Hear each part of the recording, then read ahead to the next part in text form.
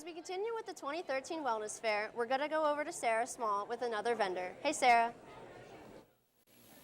Thanks, guys. I'm here with Shippensburg University's own Exercise Science Club president, Tony. Hey, Tony, how are you? Good, how are you? Good. So tell me a little bit about exercise science and the club. What does the club do? Does it just promote the major, or what do they do? They basically do all things like around campus.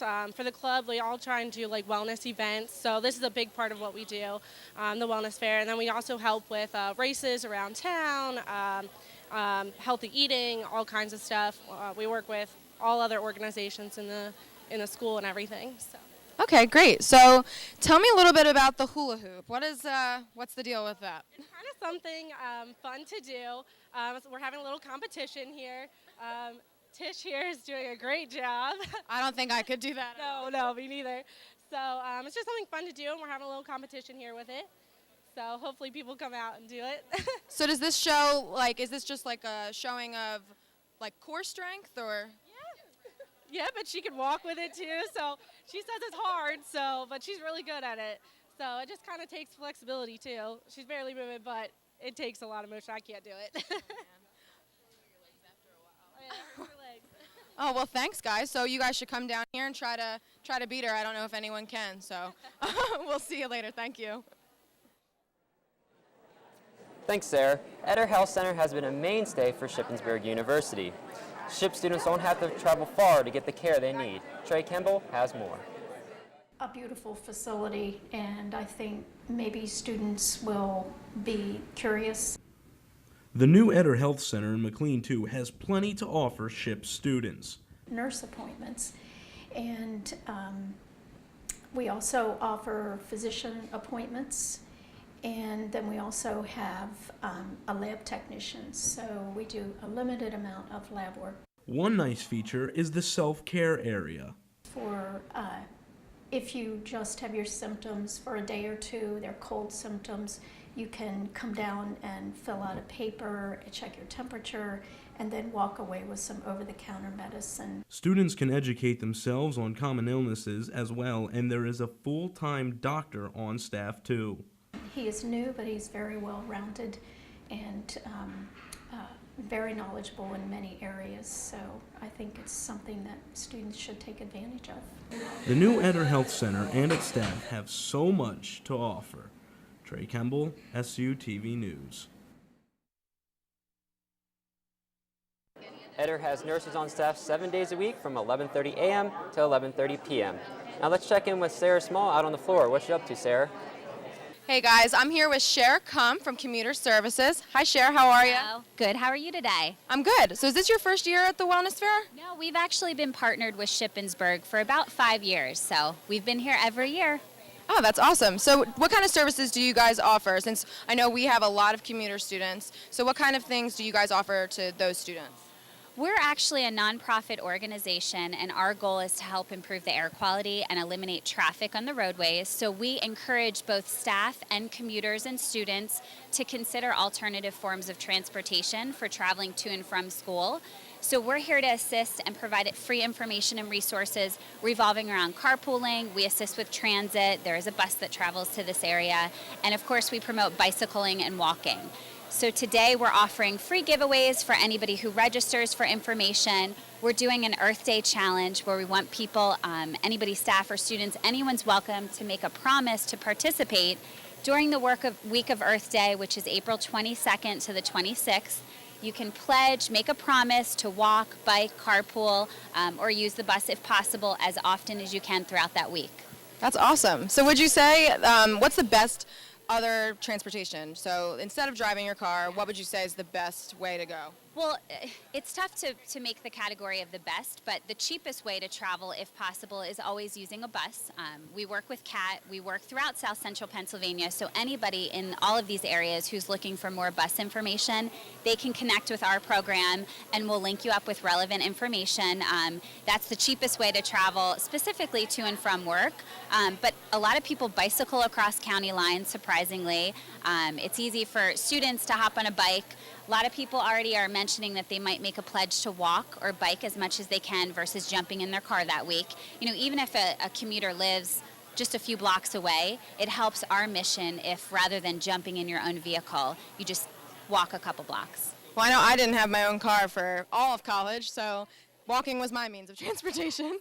So this might be right up my alley. Yeah, absolutely. And we have the bright t-shirts that say "Got Gas" for anybody who's interested, with our information on the back. So anyone can connect with us if you have any questions. That's awesome. Thank you so much. Yes, good luck. Take care. Back to you guys. A new approach to wellness is coming to town. The Cumberland Wellness and Arts Center's philosophy on good health reaches beyond traditional medicine. But center founder Albert Hefner said there's a way to go before the center is ready. You may recognize this building as the old EMS headquarters, but no more. Albert Hefner is starting the Cumberland Wellness and Arts Center. Being a photographer and a massage therapist, I figured I would offer something that can kind of do both. So it's going to be all things holistic health related, as well as all things art related: photography, drawing, workshops, music. Albert has had to redo the inside to get it the way it is now. But we've completely torn out all the carpet, repainted everything, patched everything. I've patched more holes than I thought were possible with spackle. He plans on opening within the next 2 months. I'd love to get a nutritionist. I would love to get maybe a chiropractor to think about this place, an acupuncturist, anything that is considered CAM, complementary alternative medicine.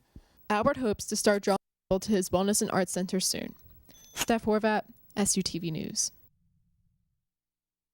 Massage chairs set up with him today. You should go check it out. Sarah Small continues to float around the NPR room today. Hey Sarah, what are you up to?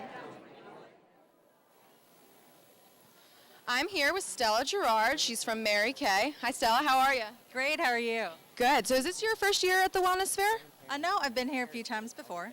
So what kind of things does Mary Kay offer? I know that they do a lot of skincare and makeup. So what kind of things do you think that college students, what could they benefit from?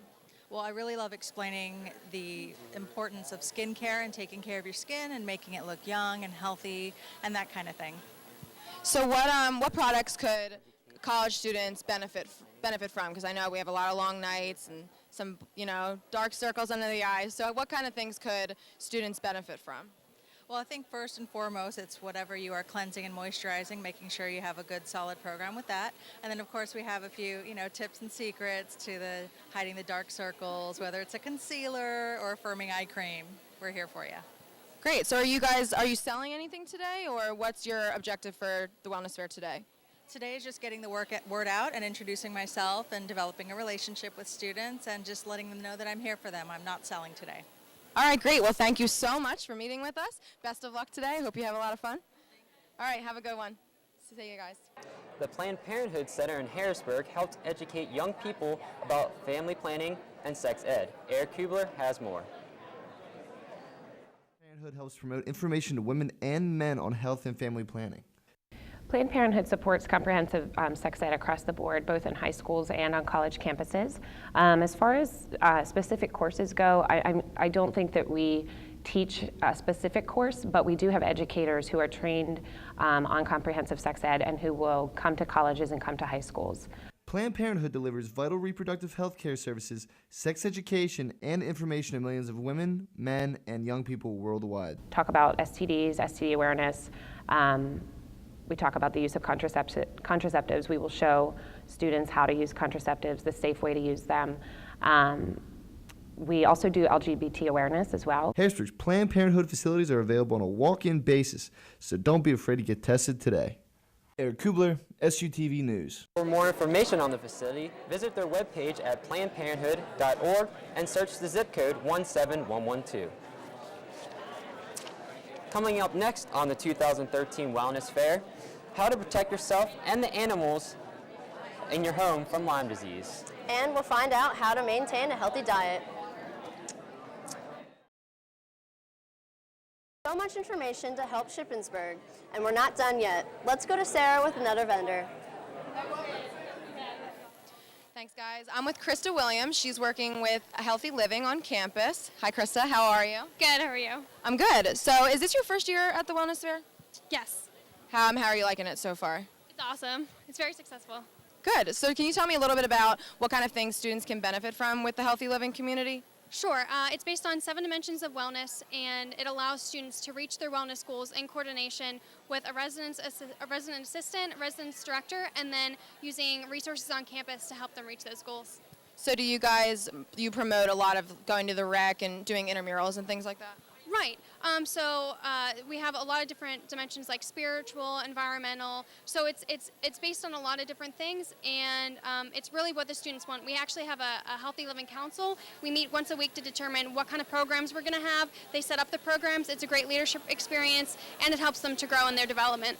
Great. Well, thank you so much. Good luck today. Have fun. Thank you. Back to you guys. With spring and summer on the way, the ticks are out to play. Sarah Small has more. It's no secret people love their pets and would do anything to protect them. A common disease among pets is Lyme disease. We have a lot of ticks in this area.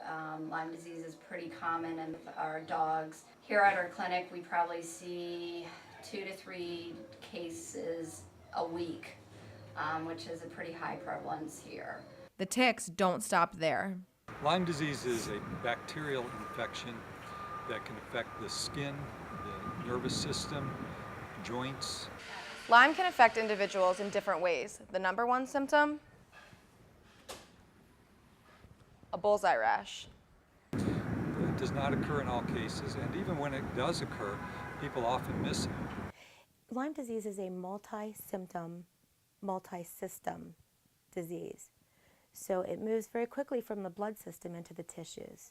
Ticks are small, hard to find, and they are lurking anywhere. Pennsylvania was ranked according to the CDC surveillance criteria as #1 endemic for Lyme disease in the United States. Ticks are everywhere today. They're not just in the forest, they're not just in tall, tall grasses. They're in your yards, they're in your trees. They may be small.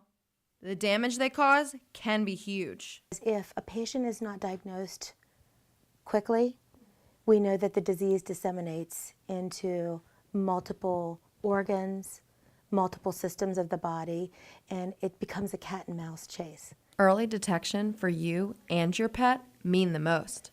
It's the difference many times between life and long suffering. If it is not caught in the early stages, then it can become a much more serious illness and more difficult to treat. If you don't want to get sick, check for ticks. For SUTV News, I'm Sarah Small. Early detection and treatment. For more information on Lyme disease, its prevention and treatment, visit cdc.gov/Lyme. It looks like Sarah's talking to another vendor. Hey, Sarah. Hi guys, I'm here with Robin Kell from the Pregnancy Resource Center. Hi Robin, how you doing? I'm doing good.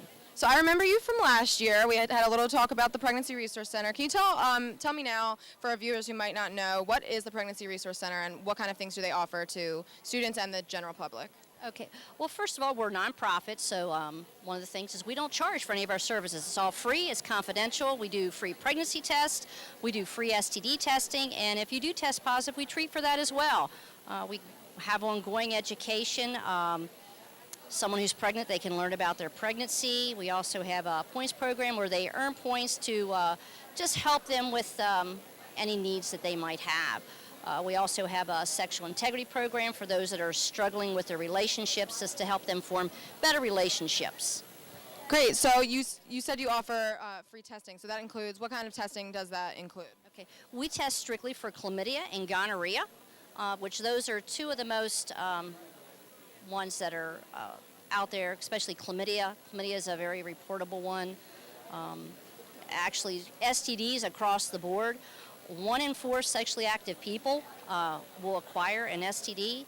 And actually, the age group, I think it's like between ages 15 and 24, 50% of those acquire an STD. And so it's important, when you look at chlamydia, chlamydia is known as the silent disease because often there are no symptoms. In fact, 75% of women normally do not display any symptoms for chlamydia. So you would definitely suggest someone coming in and getting tested regardless of their sexual activity or anything like that? Right. In fact, the CDD states that anyone who is sexually active should be screened yearly for chlamydia and gonorrhea. Okay, great. Thank you so much for meeting with us. If you guys want to go to the Pregnancy Resource Center, it's located on Bird Street, right off campus. Thanks. It's almost lunchtime, so before you grab a bite to eat, Courtney I won't Christian see you has a next- scoop on Ship's Dining. Comes to food is making the right choices and having the willpower for moderation. When it comes to what goes on students' plates, the man in charge of Ship Dining is concerned with nutrition first. Healthy living doesn't mean you have to give up all of your favorite foods. It just means making the right choices, but moderation. Improving your diet isn't only about including healthy foods. Try some cold water, try some skim milk, try some iced tea, but you want to stay away from carbonated beverages. The end of the meal is also important, so be careful of what you pick. If you can, skip the dessert and have a piece of fresh fruit. That's a much better way to go. Reisner offers several healthy options, but it's the student's choice on what they eat. Students should take ownership in what they eat. Think twice before you eat. Fresh UTV News, I'm Courtney Christian. Suggestions to improve your dining experience. You can contact him by stopping by his office in Reisner. Well, as you head out for your lunch break, come over to the Cub NPR to see for yourself all the things we have shown you and much more. On behalf of the entire SUTV News team, we thank you for being with us this morning. I'm Allison Hill.